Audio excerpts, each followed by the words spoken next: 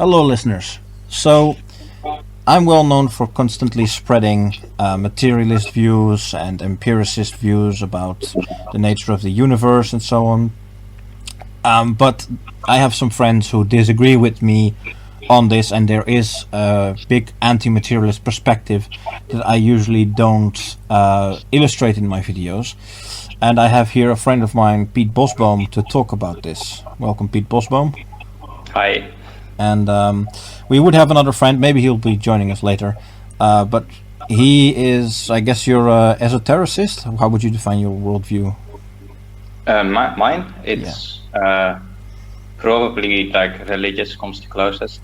Mm-hmm. So metaphysical, and I don't really, I'm still looking, but I'm in the process of rejecting materialism in favor of something with more supernatural elements. Right, so what would you say is the biggest problem with materialism?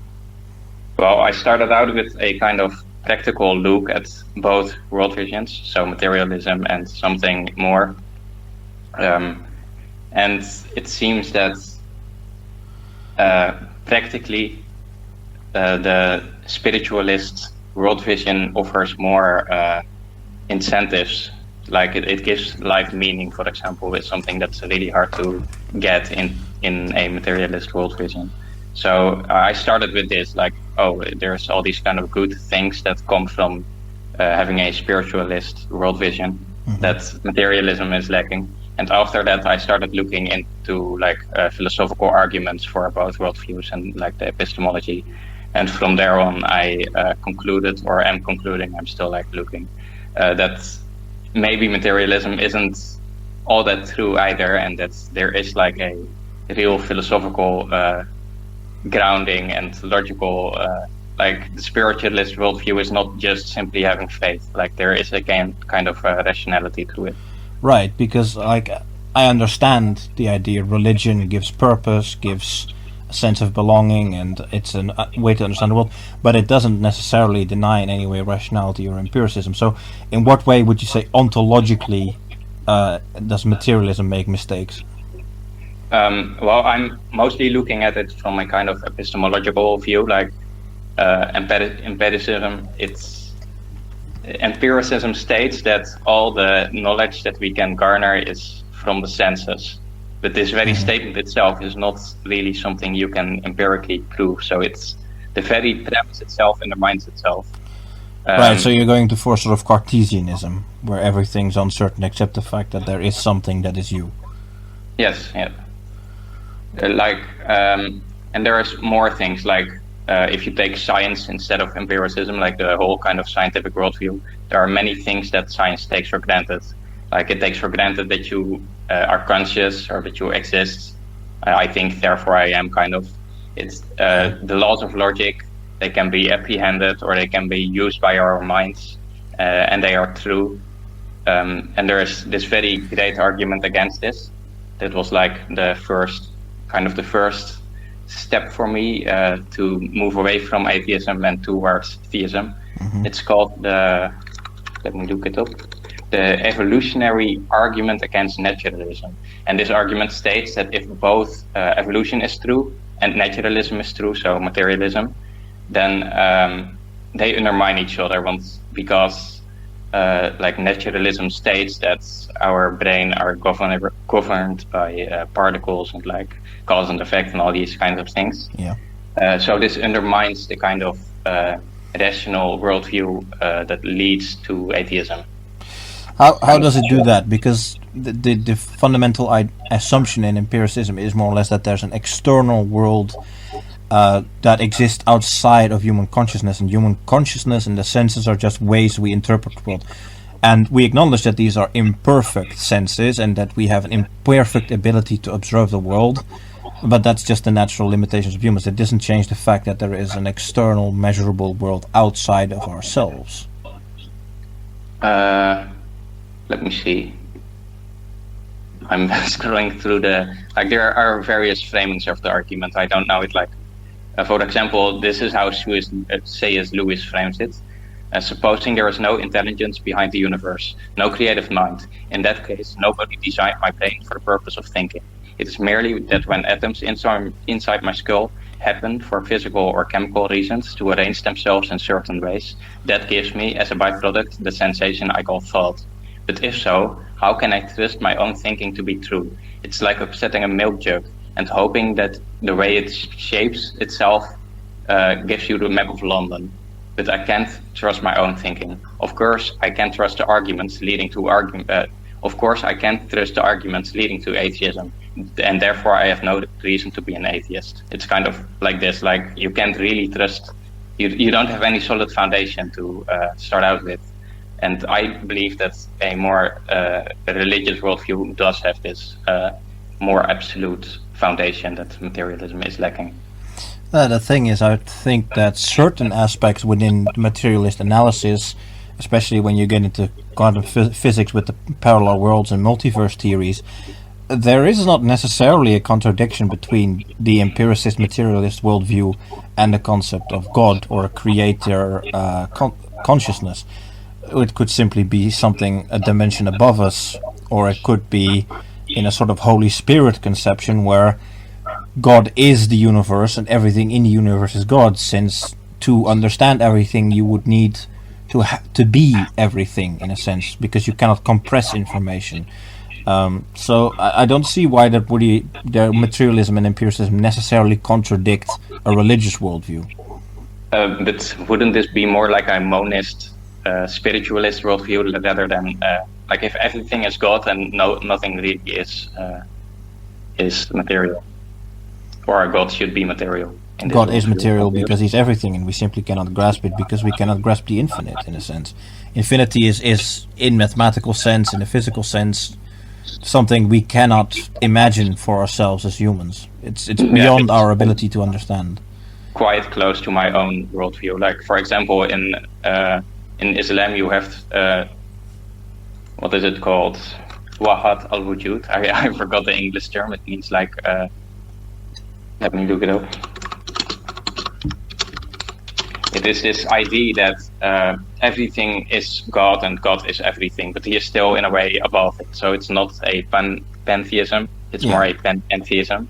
That's in Christianity we call that the Holy Spirit. And yeah, omnipotentia and omniscientia are two characteristics of anything that would claim to be a God, because it would have to be both things. That there are paradoxes there. For example, you've got the creation of the unmovable stone. You know, can God create something he cannot move himself? There's logic paradoxes in that, but the omniscientia and omnipotentia are two required concepts for something to be akin to a concept of God. I think this kind of paradox you are talking about, the paradox of omnipotence, it actually is fitting, because if you have this God, it can't be limited by logic, because then it wouldn't be unlimited, right? So it necessarily needs to violate its own logic in order to be infinite. So that's why I think that it's not really, or it is a paradox, but it is so because it has to be. So to be truly omnipotent, God would have to be outside the bounds of logic. That's true, yes, because else it would be bound by logic and not really truly be omnipotent.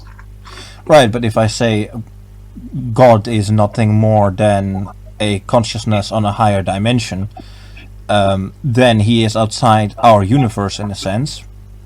He is omnipotent over this universe, and he is outside any of the bounds that we can influence him with. So there's this idea in multiverse theory, which is the black hole, white hole idea, where any information that goes into a black hole comes out the other side at a white hole. So a black hole has an opposite, which is a white hole, and any information that goes in there comes out the other side, and this creates a new universe. And so every black hole, every dimension is just a sort of a black hole in a higher dimension, creating something below it. So the Big Bang would be information coming from a higher dimension sucked into some form of black hole, creating this universe. Meaning we can never look back, because we can never look further back than the Big Bang. But we can look down in dimensions, but we can't look up in dimensions. So if anything had a purpose in creating us, we couldn't see it. We couldn't influence it. We couldn't do anything with it. Yeah, this is basically the traditional religious worldview, I think. Yeah. Like I have this, there is this modern kind of anthropomorphic idea of God that's like popular right now. Like God is this guy in a cloud with a white beard and things. This is clearly really not the traditional worldview. Then there is theistic personalism. This is that God is an immaterial personal mind who creates and designs the cosmos from the outside, but then it doesn't really do anything. And then you have classical theism, which is what like classical Christianity and Islam and the monotheistic religions subscribe to mostly. That God is this transcendent being, or not even a being. It's just transcendent. It's immaterial. It's timeless. It's immutable. It's absolute. It's simple. So it's one. It's uncaused, and you really can't grasp or understand it. So this is basically our worldviews kind of mirror each other, even though we come from this opposite. Well, I think firstly, it's a question of you're already creating a premise by looking for God. You're creating the premise, and therefore you're looking for arguments to, structure towards the idea of God. So I can construct two hypotheses for what would be a sense of a God, which would be a consciousness outside our dimension, so something above us that we can never go back into, or the entire universe is God in a sense, and we are not able to interact with it because we are itself part of this universe. And you just cut out for a second, like 10 seconds. So what I'm saying is there are two hypotheses for the creation of God, which is the multiverse theory, where he's just a consciousness in a dimension above us, which creates a new problem, which is if he's a dimension above us, and we know there's at least 11 dimensions, then what's the originator point of that God? What created that consciousness? Or it's the entire universe, and to understand what God is would require knowledge of the entire universe, which would basically elevate you towards being God yourself, because you would be omnipotent and omniscient. Omniscience necessarily implies omnipotence. But I think the two big problems here are we are reasoning towards God because we want to find God, so we pick arguments and theories that work towards supporting this, and we still have the originator problem in the other hypothesis, where what created God then? Yeah, like the way it might be true that we are like want God to be true, and so we like theorize and will always come to this conclusion basically. But I also think that in order to have a coherent worldview, there needs to be at least one absolute being.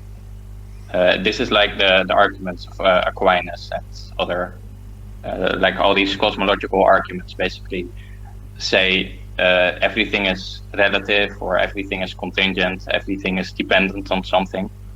But there always needs to be at least one absolute being, necessary being that is not contingent for all these things to depend on.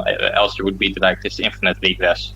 So, for example, Avicenna, he is this Islamic thinker. He was alive around the time of Aquinas, and he had a similar kind of cosmological argument with either everything in the world is contingent existence, so it may or it may not exist, and contingent existence requires a cause for its own existence. It exists necessarily through something else, and you can see this as a kind of sequential causation. So it's caused by something before it in a kind of time, like domino stones falling over, like the one's caused by the other. And then you also have the essential causation, it's called, I think. This is what Aquinas mostly makes use of. It's this idea, it's not really like a cause in time, but it's more a cause in depth, you could call it. Like the leaf of a tree is dependent on the bark of the tree, and the bark of the tree is dependent on like the roots, and the roots is dependent on the earth. But whether we take the Big Bang as the originator point, or we go back in dimensions to something further back, what's the explanation for there being anything? So the idea is that there is there can't be an infinite regress. For example, if you go an infinite amount of time back in time, you could never reach now, kind of. Like if you start an infinite amount of time back in time, you could never reach this moment, so this moment couldn't exist. So this is just one way, and this is like in a sequential causation. This is the mathematical conception of infinity, where you can theoretically go into infinity, but infinity has its own limitations, and you've got several types of infinity. Now I didn't prepare well enough to go look those up, but one of the things with infinity, it has, for example, mathematical infinity has more uneven numbers than even numbers, which has to do something with every time you make a step further, take a step back, you come with one uneven number further than even, but it is infinite, so that shouldn't be possible, but it is the case. Yeah, it's not really infinite. Like, I haven't read this whole book, but René Guénon has this book called The Metaphysical Principles of the Infinitesimal Calculus. Mm-hmm. And it's mostly about these kind of infinities and problems with this. And how he fixes this is stating that there is the infinite, and there can necessarily only be one infinite, because if there were multiple infinites, they would kind of cancel out each other, and there's the indefinite, what you were talking about. So there's not an infinite number of even or uneven numbers, and even or odd numbers, but there is an indefinite number of even and odd numbers. I have this quote, it might be a bit hard, but like he says, the finite necessarily presupposes the infinite, since the latter is that which comprehends and envelops all possibilities. The indefinite, on the contrary, proceeds from the finite, of which it is in reality only a development, and to which it is consequently always reducible. For it is obvious that whatever process one might apply, one cannot derive from the finite either anything more or anything other than that which was already potentially contained therein.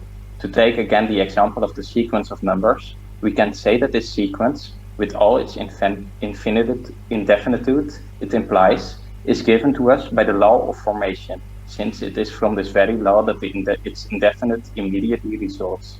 Now this law consists in the following, that given any number, one can form the next by adding a unit. The sequence of numbers is therefore formed by a successive addition of the unit to itself, indefinitely repeated, which is basically only the indefinite extension of the process of formation for any arithmetical sum. And here one can see quite clearly how the indefinite is formed starting from the finite. This is from his book, The Metaphysical Principles of Infinity. We call that, in mathematics, we call that mathematical infinity, which, it's used in a lot of principles. For example, do you know the Bernanke-Tarski paradox? Not by name. Maybe I know it, but explain. I'm doing this from memory, so I'm probably going to explain this poorly, but if you take a sphere and you follow a pattern of up, right, left from the center, and you keep repeating this from each point. So you'll cut out of me for like 5 seconds. Okay. If you take a sphere and you follow the same pattern from one point on the sphere, the center, you follow up, right, right, down, and you keep following this pattern from each point. You can put infinite points on a sphere. Oh yeah, I know this pattern. Yeah, and if you repeat this process 3 times, each going in a different direction, you can put 3 times infinity on a sphere. Yeah. And the problem there is, if you take each point out, and you can make 3 spheres from these points of infinity, and you basically you violate the principle of the conservation of matter and the conservation of energy. And this is one of the examples where mathematics really starts becoming incongruous with normal physics. It's like the example where Newtonian physics works and we use it in practice, but mathematically it isn't. It's actually completely incorrect. So I would say that it's not really an infinite amount of dots that you are creating and like 3 infinites. Mm-hmm. It's all indefinite, and it all stems from the finite, which again stems from the infinite. And there can only be infinites, and this would be equal to God, basically. So really the indefinite is like the lowest level. and above that you have the finite, and above that you have the infinite. So so there can be only one infinite. Yes. But there can be no infinite regression. Let me see. Yeah, maybe you have me there, but No, see, the thing is, to get back to the core of what this discussion was going to be about, I still haven't seen any examples of why materialist and empiricism can't come to the same conclusions about the universe and its nature as certain spiritual beliefs. Like you said, Guénon was himself a mathematician, I believe, and he uses these sorts of mathematical examples in his spiritualist interpretation of the universe. So I don't see a necessary conflict between materialism and spiritual conception of those. But I know how far is it kind of mathematics? Is it really material, or is it more kind of physical? What's the name? Mental. You need to restate that premise. Sorry. Is mathematics and numbers? Yes. Is it really something material, or is it like super material? Well, is it above material? It's above the material because, as I just said, a very advanced mathematics has a habit of breaking, or not breaking, but being incongruous with what we know about a lot of physics. But isn't this basically stating then that it's not? So basically, you are using something supernatural, namely numbers and mathematics. Well, in the strictest definition, it is supranational, natural in the sense that it is above nature, but it is not supernatural in what we would classically define it in the sense of ghosts or something. No, breaking. I mean, like it doesn't. It can break physics. It does break physics. For example, this Bernard-Tarski paradox breaks physics, but not in the sense we would classically define as supernatural.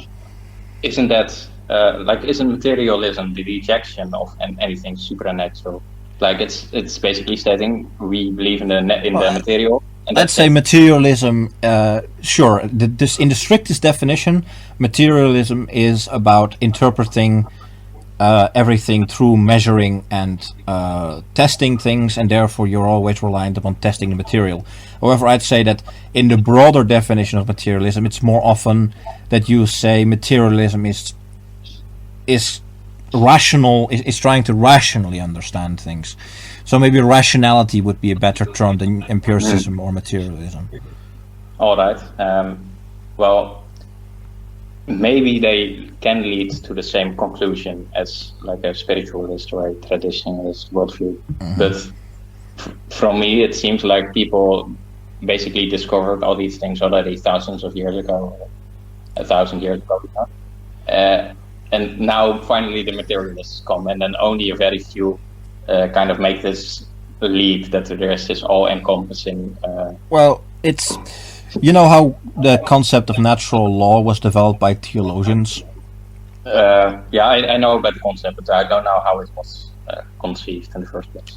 Well, I think it was Aquinas who developed it, but it's building up from the Greeks, of course. You're building up from Heraclitus and the idea of the four states of matter and so on. But really, it's natural law is just a theological attempt to understand the laws of the universe, and it actually comes relatively close, because it just basically states that God is the universe, and therefore everything that happens in the universe is natural, and natural processes are therefore divine.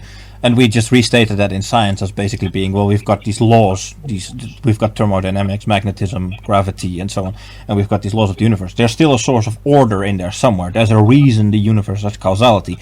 No one knows why. It's one of those big mysteries we need to solve still. Like, why does thermodynamics always obey the same principles? Why are there four states of matter? These are questions that are unanswerable with our current understanding of physics, mathematics, anything. But the interesting thing to me is how close these theologians came in the past to these sorts of scientific principles. So what you're saying with in the past people had discovered this, in a sense it's sort of a gut feeling and observation of the universe around you. So they could see the same things we do today, of course. they just couldn't explain them quite the same way, which is why classical religions, in my opinion, have many mistakes in their books. And what materialism is doing is just putting all these things to the test, and you could just see it as falsifying theology. You'd say, okay, these things are true, these things are not true. And there's not necessarily a contradiction, in my opinion, between this method of testing the universe and the understanding that we had in theological forms. Yeah. So, do you use or believe in natural law? Yes, I do believe in natural law. Because, like, you kind of defend materialism while holding this kind of fringe view that not many materialists hold. Like, for example, teleology is something that most materialists reject. Like, they only believe in like what are the four causes? Like, they only believe in the material cause, I think, in the like. They don't believe that there's an ultimate causation or correlation in the universe. They reject this telos. So you are basically using something that's rejected by the majority of materialists. I think a lot of materialists who reject it are people who are not well enough read in these things. They're, for example, engineers or something. If you go into like the physicists, Penrose, Hawking, and so on, they state very similar things to what I'm explaining here. Yeah, but they still reject it. Like they are just hypocritical. Like they go along with this a very simple view of causation. Like there is only this kind of sequential causation. And really, most people, at least most scientists and most modern people, they reject this kind of teleology. Teleology, yeah, the idea that the universe has a purpose where it's moving towards. And not just the universe, but like causes have a purpose. So, like the chair is made for sitting. It's like a very simple example. Or like the chair by definition is. Here we can go into Plato's idea of forms. The chair by definition is made for sitting because a consciousness that made it had the purpose of making it for that. The thing is, the universe exists, and it could very well be that something built it with a purpose, and we're just not able to see it. Like, if we had a total collapse of civilization, and humanity died out, and we had octopuses who became hyper-intelligent, and the octopuses found a chair, to them it's not a logical thing to see as something you would sit on, because it's not something that is physiognomically built for an octopus. So for us, it is a logical statement to say a chair is something that was made to sit on, because it was made by a consciousness that had that purpose in mind. Other consciousness coming from another background might not see it that way and not understand it, but it still had that purpose when created. Yeah, but I'm not just talking about like human created things, but also like the electron has the telos, the purpose of I'm not exactly sure what it does. It like rejects or it pushes away other electrons or something. Yeah, they have opposite force. Yeah. So it's more than that. Like the sex it's for reproduction, for example. It's not really something we humans decided, like in a kind of traditional natural law. Sure. So if you go into the idea of evolution, and evolution is one of the most prevalent models you can construct anything by. Even the development of the planet has in it a sort of evolutionary principle. But in life, it's the most easily viewable. You could say that there doesn't seem to be any steering in there. It seems to be random, right? But evolution isn't really random. Evolution is very, because it always follows the same methodology. It always follows. In order for it to work, it's basically a set of rules that it sees, basically, and these rules are present in the world, and it's describing this. But these rules were already there. Evolution isn't really random. It's moving towards a process of it's always increasing in complexity, and it's always increasing in efficiency. Yeah, it requires law already present for it to work. Like if it was just pure randomness, then things would fall apart. Like this is kind of that's what I wanted to say with the order of the universe kind of thing. There has to be a reason that there is causality, because everything obeys laws of physics, and the laws of physics. I agree with all this, and I think most religious people would agree with all this, right? Yeah. The thing is just that you are defending materialism using this very fringe view that not many materialists. It's not that fringe. You're probably closer to me than closer to the majority of materialists. I think this is the logical conclusion you come to if you actually follow all the principles of, if you actually look into how evolution works as a mechanism, how the universe formed, If you look at the formation of the solar system, how you get a gigantic cloud of dust around the sun, and that slowly coalesces into planets. Planets become more and more complex. They've developed tectonics. Some die out. Like Mars had tectonics, and water at one point died. The Earth, Earth's the most complex planet, and therefore Earth is also able to develop the most complex organisms. And we have a very narrow ability to observe the universe, because we can only really observe the planets in this solar system, and everything else is basically speculation based on what we can see from light radiation and not much else. So there is this correlation of complexity creates more complexity. Do you know Chris Langan by chance? Yes, I've heard of him, yeah. Yeah, basically he has a very similar worldview to yours. And Yeah. the interesting thing that I noticed, that he has this worldview that is like, it's very like yours, like it's scientific, and that very many of his ideas are compatible with traditionalist worldviews. For Yeah. example, he has this idea that, like you stated before, that the universe is moving towards coherence, he calls it. It's moving away from incoherence, which is in his worldview kind of evil and, all these things. And it's moving towards coherence. Which is logical if you take, for example, the multiverse theory. He has this idea of what it's called, unbound telesis, which is basically quantum foam. Like it's this material, not really material, that is not any rules. It's not bounded by anything, therefore unbound. And telesis, it means like gold, so it means like unbound gold or something like this. And this is very similar to the traditional conception of material prima or prime matter, which is this kind of indefinable substance from which everything else arises. And like my worldview is very similar to yours, I think, and it was very similar to yours. But what I basically did is, like in the beginning of our conversation, I told you about how I see like the positives of religion. What I basically did is, all these things I believe in, they basically are compatible or are the same as traditional worldviews. Yeah. These people knew something. Why don't I just adopt these views? Because they are compatible with mine. Well, and I get all these social benefits, and I get this identity, I get meaning, I get all these other things. Well, I take that same view of religion. Like take, for example, Durkheim's analysis, which is a data-driven analysis about religion. And I'd say, yeah, religion does have very positive sociological and societal influence, but it is just a tool. Like, I don't see the Bible or the Quran or anything as perfect, objective, and absolute truths. They were not handed down by God, they were created by man. And that's why there are imperfections in there. What was created by God is the universe. The universe is perfect, and we can only learn about how anything works is through analyzing the universe. You can also do this in a religious worldview, at least if you take some kind of, like for example, the Bible is uncreated or it's like perfect. Like you kind of have these off-limit things, of course. But I think in order to truly gain these religious benefits, you also have to truly believe, which is maybe hard for atheists, or impossible even.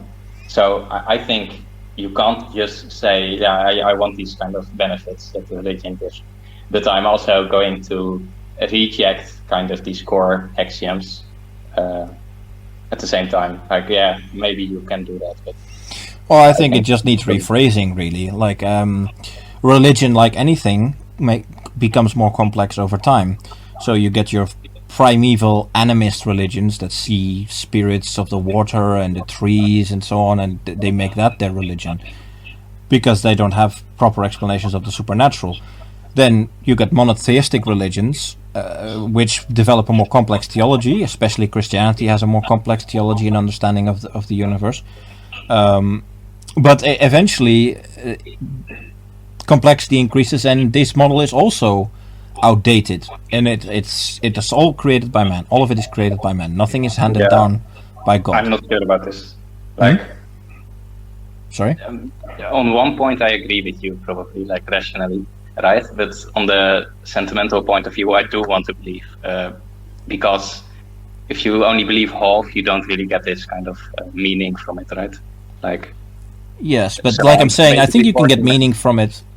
It just needs restating, because there are eternal and permanent truths in the universe, and just because the Bible has mistakes in it doesn't mean you can take, for example, the best parts of it and say, well, this was disproven. That's why I'm saying, like, all materialism, all empiricism does is analyzing prior theories about the universe and saying, okay, this is true, this is not true, and we're just going to move forward with this. I mean, we always build new religions. Just look at the liberal society of today, right? Yeah, but I think your worldview won't work because it will ultimately.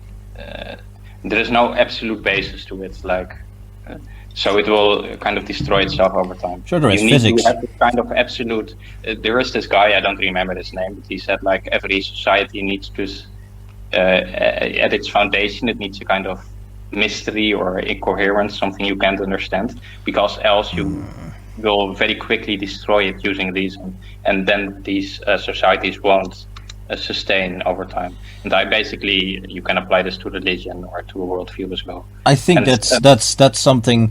See, the thing is, you have to see human conditions separate from permanent things in the universe. I think humanity itself is just a transitory step in the path of consciousness, and things that apply to humans are not necessarily universal truths. So the fact that obscurantism is necessary because we've got a lot of dumb people who need faith and are not able to rationally come to an idea of the universe and build a system of belief on that. It's basically Nietzsche, right? It's most people are not fated. I think that quote is actually from Nietzsche.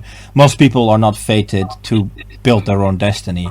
So you need systems of control to make sure that they cooperate and you have a healthy society, and that's the function religion performs. But I think if you keep increasing IQ, you keep improving consciousness, you keep improving this ability to perceive the universe through the senses, then the necessity for this sort of obscurantisms and these sort of systems will decrease.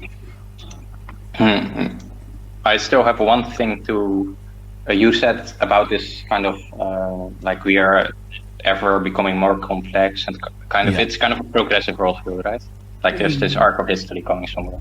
In the traditional conception of this is this arc of history is not going up, but it's going down.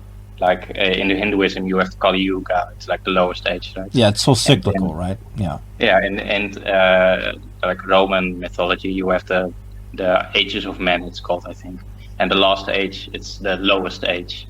And even in like something like Christianity, you have the fall of from Eden, right? Yeah, but you also have Judgment Day. Yeah, right. There is this kind of a cathartic end, right? But it's still until then it's like a gradual fall. So it's not really becoming better and better over time. It's becoming worse and worse in the religious worldview. It's clearly you have this revelation at the beginning, right? So it's, for example, Jesus, and then you are moving in time away and away from this. So clearly there will be all kind of a fall. Well, I do believe that there are cycles of civilization. I don't think Spengler was wrong in his analysis there. The thing I disagree with him, and for example why I think people like Ted Kaczynski can never be proven right, is that there's never a total reset. There's always, every cycle leaves something behind, and there's this trend line of increasing complexity despite that, of increasing biomass, of increasing technology. Even when there are temporary resets, like when the Bronze Age collapse happened, the fall of Rome, the resets are never total. The resets are always... You didn't go back to the Neolithic, for example, when Rome fell. You didn't go back to the Paleolithic when the Bronze Age collapse happened. A lot of it was still maintained. What happens when a civilization falls is that the institutions die, and some of the ideas may disappear, but a lot of it's still carried over. A lot of the technology, it's kind of dependent on how widespread these things are and how well understood by the general population. But generally, these are not total resets. So every time you still get a little bit more complex with every cycle. Now, as for moral decay, well, I don't think that the coming technological revolution will be pleasant, and that the techno dystopia that we're heading towards is probably in a in terms of ethics, going to be terrible. A small clique of power-hungry manipulators at the top of society who have not climbed there to merit or ability are going to be able to control the rest of humanity until they basically destroy them.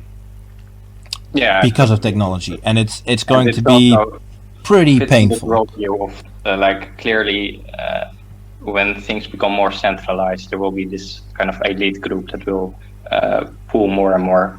It kind of fits with the coherence arc of history, right?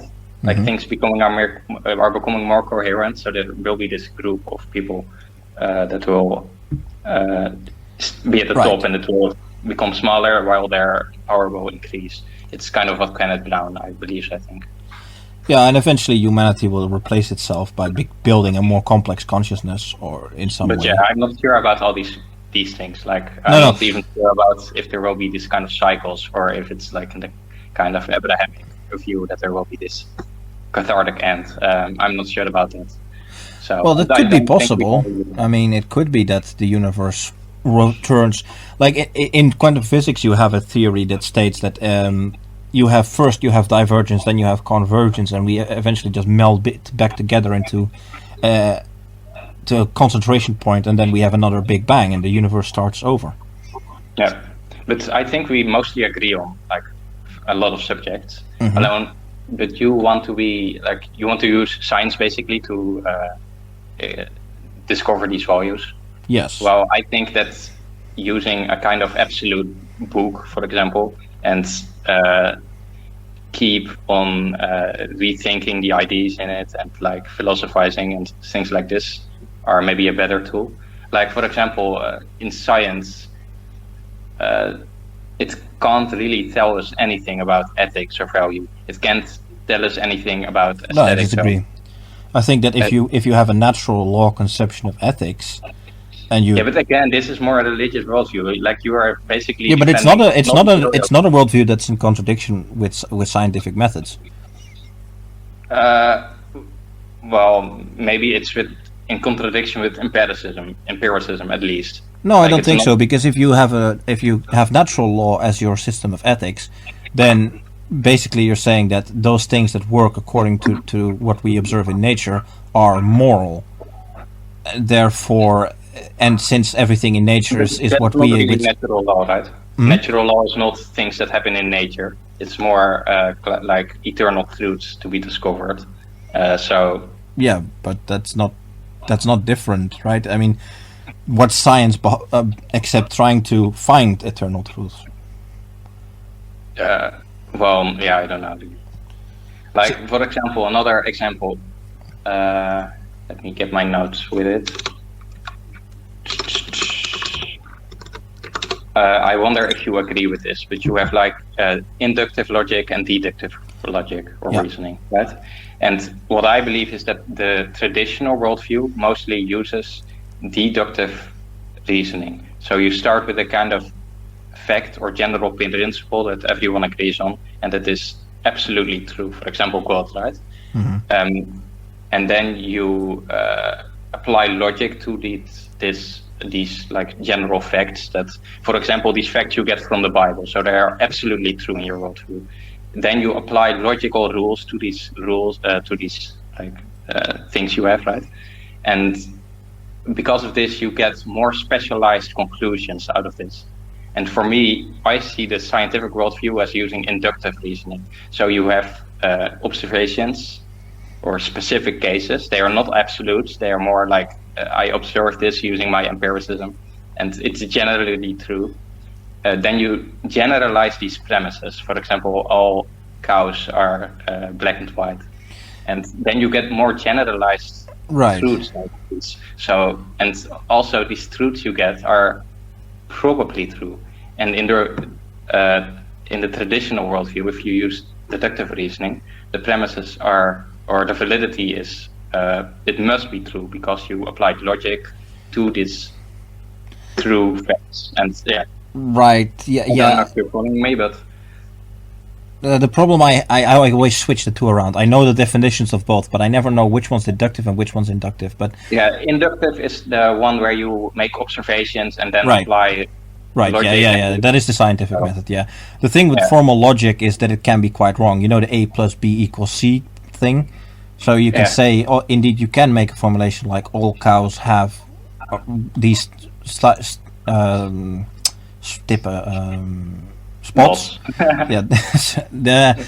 I'm not sure of the word either, but yeah.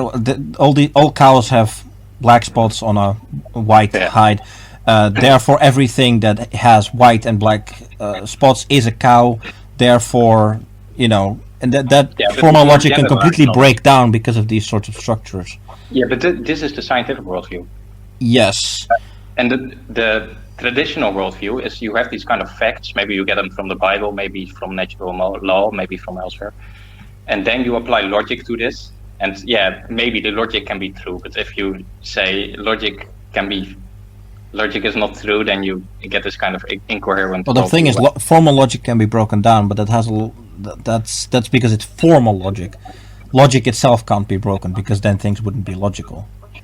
Yeah, so if you apply like the right logical rules and everything is in order, then you will get more specialized knowledge from deductive reasoning, something that generally science doesn't really do because it works with observations and like specific cases that it generalizes. So in this, I think the traditional worldview is superior when it comes to epistemology.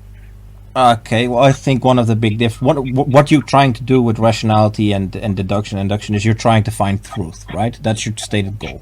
Yeah. Yeah, and I think that the scientific model of inductive reasoning works better at finding at least usable truths than the deductive, because the thing with science is we can build things that are useful. We can find truths in the universe that you can't through deductive reasoning, because if you work only from the instant, because you say the Bible, but really what you're saying is the human mind, and if what you're coming from is only the human mind, you're very limited.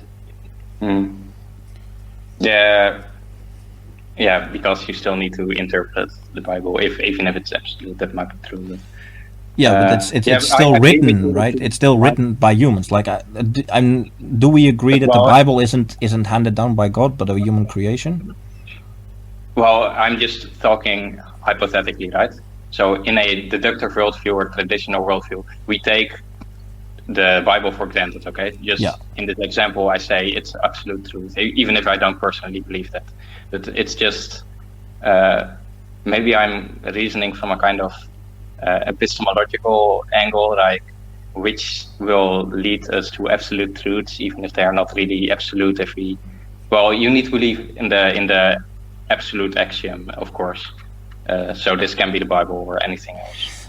It's a shame that we couldn't get our friends to join, because I have a friend who's even more materialist than me, and his argument against this would be, well, you're just trying to fit definitions. You're just trying to fit the Bible to what we have seen and tested from the universe, and really what you're doing is you're inverting the problem. Really, the Bible has been disproven, needs to be thrown out, and we need to make something new. Yeah, but I'm not arguing that the Bible is like absolutely true. I'm just stating you need to have these absolute facts, and I don't know where you can get them from, right? Well, in essence, the scientific method starts with premises and hypotheses. So you still have a point of you still work from a stated position. You can never work from nothing. Like true randomness in trying to explore the universe is impossible. You need to have some guidance, some parameters, some axioms from what you're saying. Well, we're studying this, we want to achieve this or disprove this. Most of the time you're trying to disprove something. So you are starting with absolute premises in one way or another. And they are also emergent from the human mind, because the questions we formulate are always emergent from the human mind. So in a sense, I guess doesn't change very much whether you use the Bible or you use rational statements. The thing is, you are now reasoning from an atheistic worldview, basically. Like you are saying, we take these things a priori for granted, like the Bible is false. If we just are like completely neutral and we don't say, okay, the scientific worldview is right, or we say I'm just arguing from, you need to have this absolute But yeah, I'm kind of rambling right now. What I would be more interesting is the ontological disagreements, because I have a friend of mine who has tried to explain to me why. Like my thought is that humanity can achieve the same as God. We can, in essence, become God by becoming a sufficiently complex consciousness that would encompass the universe and understand the universe, thus achieving omniscience.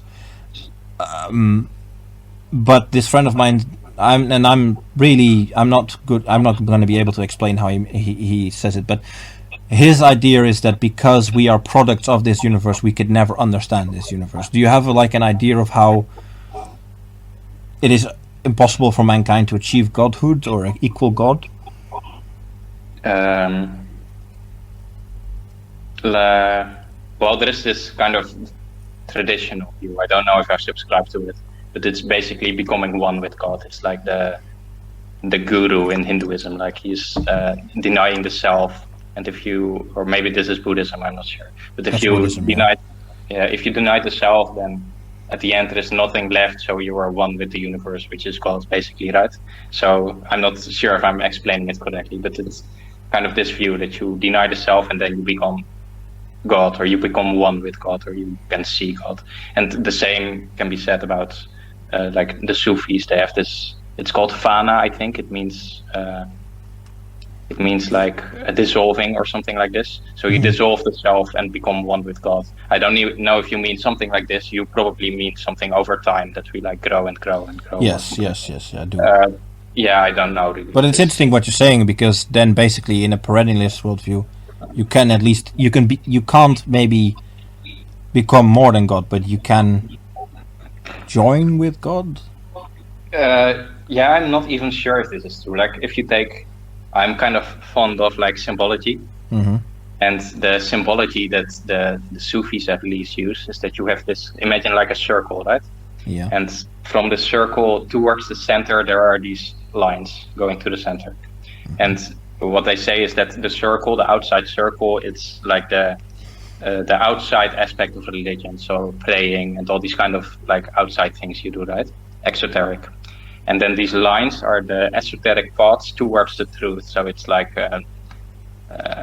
joining a Sufi organization, or I'm not sure, right? You do these esoteric things. And then the center is the truth, it's God. And you travel these lines towards the center, towards becoming one with God, right? But if you zoom in on the center, then you can't really truly reach the center, right? If you zoom in, then you can always zoom an infinite amount more in on the center. Do you get what I'm saying? Sort of. I think we're going back to the problem of infinity, sort of, in a sense. Yeah, it's kind of like this. Like you can never truly reach the infinite. It's the thing I'm not sure if this is even traditional or what, but yeah, I'm not sure if you can become one with God, or if you can just become near to Him in this view, in the traditional view. Yeah, well, if God is not material, then a material being would have a very, very hard time equaling Him. I could understand that. In the Buddhist thing, it's that you deny the self, right? Yeah. So when you deny the self, you're basically nothing. Yes. And this can be equal to God, like. Well, the way this sounds to me is sort of like you remove your ego, and you become one with the matter of the universe. In a sense, death, ego death, then actual death, and you become.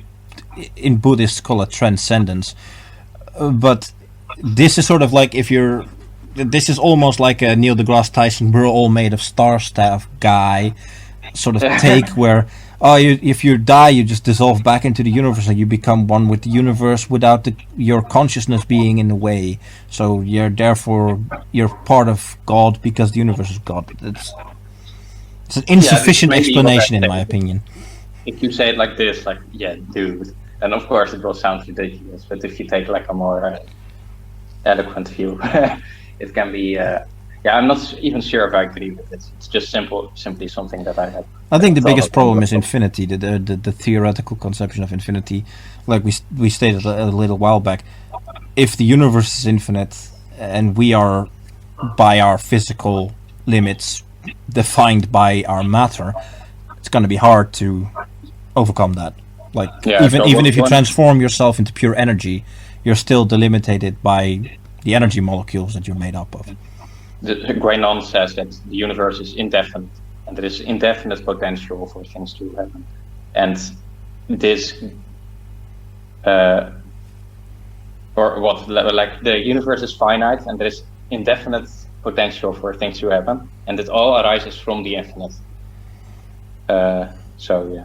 Yeah, well, the idea that I understand that idea, but my question is how would you disprove the ability of a consciousness to become more and more complex over time until it equals the creator consciousness? Yeah, I don't really think this is possible, because the sum of all indefinite things is still indefinite. It's not infinite. Right. Okay. I think the explanation of you're being delimited by the physical is still kind of the problem, because if you're physical, you would need to become everything that is matter, and that's But you also impossible. need to become everything that's not matter. Like all potential is also within God in this view. Right? So it's not really just matter. Like there's also potential.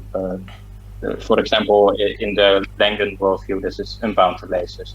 Traditional worldview, this is prime matter, which is not really matter. It's just like this kind of. So in a spiritual worldview, there is something above matter, not just theoretically, but in a sort of physical sense. Above matter or below matter. Like there's this.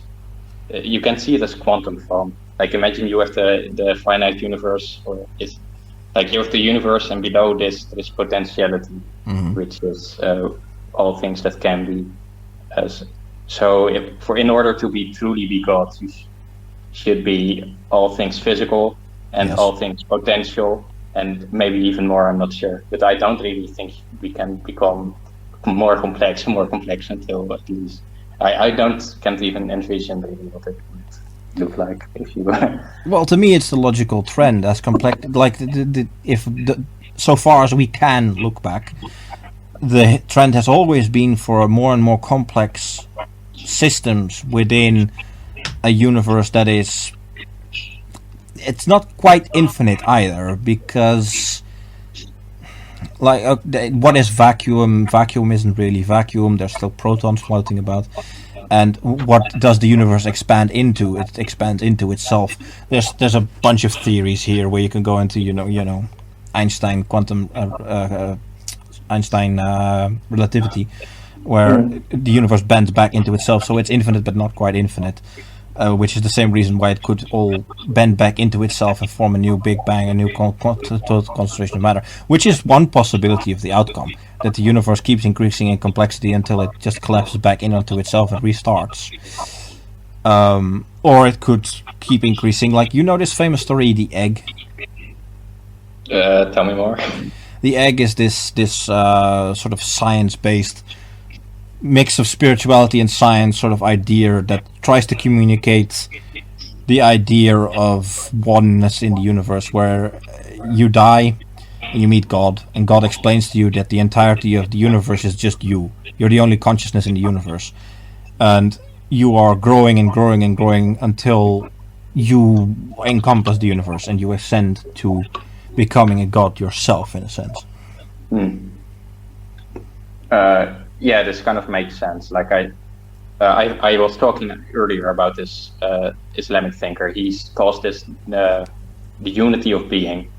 Like ultimately everything is God, so it's not really like this very new view. I had this kind of interesting tweet a while ago. Let me see if I can find it. It was about this.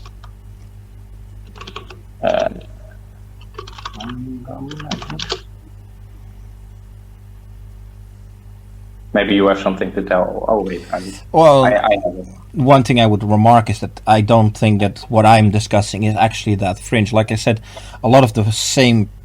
There are physicists who more or less put these things in the same way I do. I think Roger Penrose is one, for example. Stephen Hawking describes a lot of the same principles. The thing is, a lot of these things are completely logically coherent. I think the problem why not more physicists, engineers, and so on take this worldview is because they are too narrowly focused in one field. For example, a quantum physicist looks only at quantum physics, doesn't look enough at biology. So you need to be a bit of a generalist, I guess, to come to throwing this together. And if you I mean, like, you can do it. Like you are, what is it, like 28 or something, right? yeah, You can do it. You would expect at least, like the only person I know with a kind of similar worldview is Chris Langan. I don't really know of any scientists. Like I know most a number of people with these views. There's even big YouTube channels like Kurzgesagt who promote these views, and But come on, it is not really like the mainstream. no, oh, absolutely not. But what does the mainstream understand of anything related to physics or mathematics or right? Like the mainstream worldview is based around a sort of post-Christian utopian idealism that has absolutely, like the fetishization of science by people who absolutely do not understand anything of it, do not understand the laws it operates by, is a big problem in developing this worldview. Yeah, I agree. Anyways, I found it sweet. Like I told earlier about Chris Langan and his conception of unbound lasers and prime matter, and this conception of like becoming more coherent over time. There's this another example I found, which is in his theory. It's called the CTMU. It means the cognitive theory of. I'm not even sure. It's like this annoying, pretentious name, cognitive theory of the universe or something like this.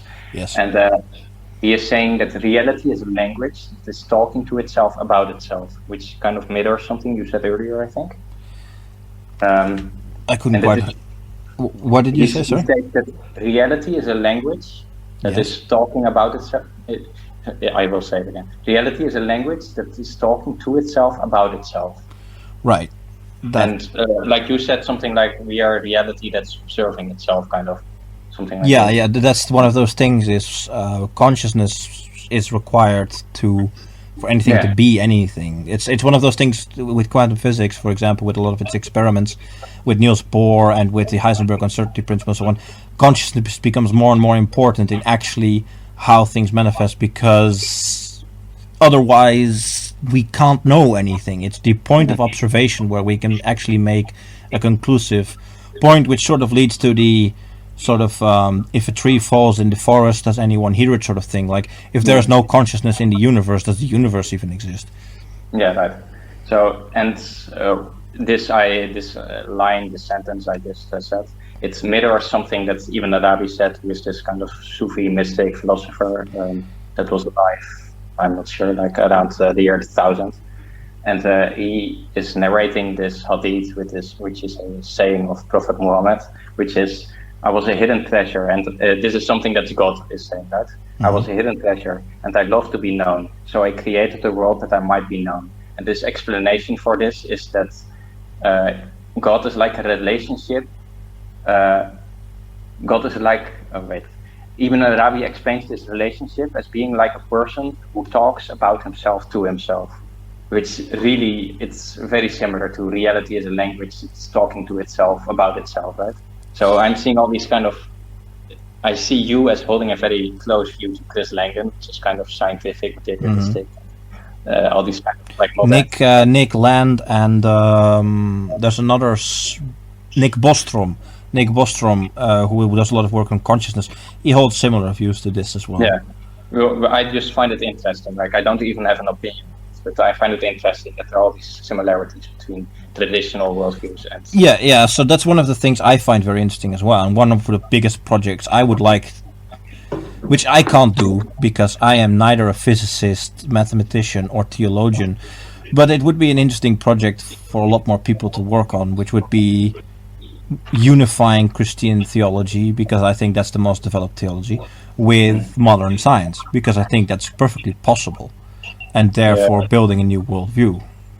Yeah, like Kenneth Brown, he says something like all these kind of world religions and world ideologies, they are synthesis of previous collapsing worldviews. So he explains Christianity as being born when there was this kind of like the Roman Empire, it was kind of falling apart, and the Jewish Empire, Jewish state religion thing, it was kind of falling apart, right?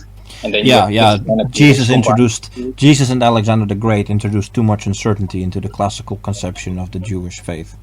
Yeah, but you have this like Christianity. It's something new. It's mixing ideas. It's emerging from both Judaism and Greek and Roman thought. Yeah. So and you basically want to do, which is I think the future. If we have a future, it's creating something new from like this dominant liberal scientific worldview and our past Christian worldview. Yeah, sort of. Something new, and I don't think the scientific worldview is necessarily liberal. Like I say, I think. But like the dominant worldview today is liberalism. Like, yes, but it is not scientific. That's one of those things. Is that if it were actually scientific, you couldn't support the liberal worldview. It's one of the reasons I'm opposed to liberalism, is because quite a lot of the conclusions we can derive from Darwinism, from biology, and even from simple physics are contradictory to. What's is interesting, I'm thinking about it now. Maybe liberalism is this thing that even though it's like demonic and evil, maybe it's this new combination of Christianity, like we have this white guilt, right, and things like this. Well, it is. Liberalism is post-Christian. It has a lot of world. Yeah, so it inherited from Christianity, but it also inherited from this kind of materialist scientific worldview, even though it like corrupts both. But yes. It's still, so it's interesting how this. It's an imperfect synthesis, I guess. Yeah. And what I want to do is clean up the synthesis and build an actual functional worldview. Yeah, I think that's maybe a good thing to end on. Yeah, I guess we can end on that. I guess the conclusion that I take away from this is that there's not necessarily, at least in the way I see materialism, I don't think there's a necessarily big contradiction between a spiritualist and a materialist worldview, simply because if you come to the same conclusions, then all it is a difference in methodology. Yeah. So I might kind of agree with that, but I still think it's like a Finch worldview or a Finch materialist conception. Like not many people hold this. I think it's quite similar to myself, but I need something more. Like I don't think I can get meaning and ritual and all these things from this worldview. Well, I don't want to construct my whole worldview, and I can't, like your worldview, it's nice, but can you really transmit it to your children, for example? So if I just adopt a religion, I have all these stories that I can. Well, for both of those questions, like meaning and can I transmit it to my children, I think that's a question of willpower. I'm a very Nietzschean in that sense. I think you build your own meaning in this world, because there is like if we take the universe as being God, natural law as being true, then the only truths we have are those things around us, and we're sort of working towards, like if we take this example of the egg, we will achieve enlightenment when we understand the universe, I guess, is sort of my worldview. And you build your own worldview in the meantime until you can achieve that, because no single life can. So you have to build within the context that you live in your own meaning. Yeah, that might be true. All right. All right, I guess we'll end it there. Settle it. Yeah. All right, thanks. All right, bye.